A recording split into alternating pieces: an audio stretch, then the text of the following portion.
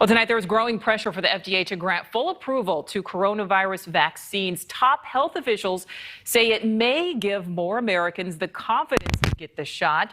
In minutes, Dr. Arpana Chatterjee, who is on the voting committee, joining us here in the studio. But first, we start in Washington, D.C., where the White House is laser focused on getting the rise in cases under control. Let's bring in NewsNation White House correspondent Allison Harris. She is live tonight. So, Allison, the COVID response team really touching on a lot today.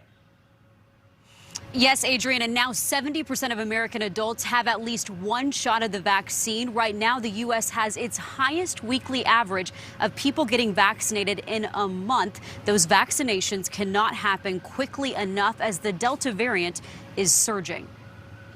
The Delta variant is exploding among the unvaccinated as cases in the U.S. surpass 35 million. Daily cases are now higher than the peak last summer, with the unvaccinated making up more than 99% of recent hospitalizations and deaths. Las Vegas father of 5, Michael Freedy, texted his family from the hospital before he died, "I should have gotten the vaccine." The White House believes stories like his are inspiring an influx in vaccinations as vaccination rates double in states with the highest cases. This increase in vaccination rates in states that have been lagging is a positive trend.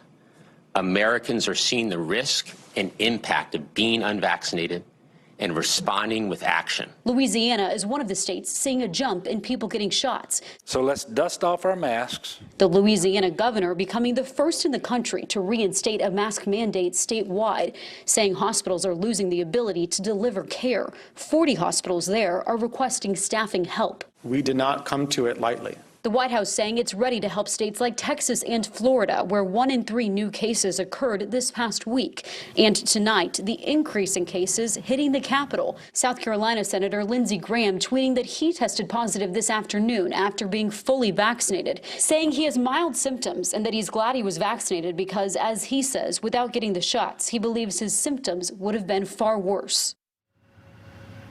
And the White House reiterating today following that news that breakthrough cases remain mild and they remain rare, with nearly all recent COVID deaths being among people who are not vaccinated. Nicole?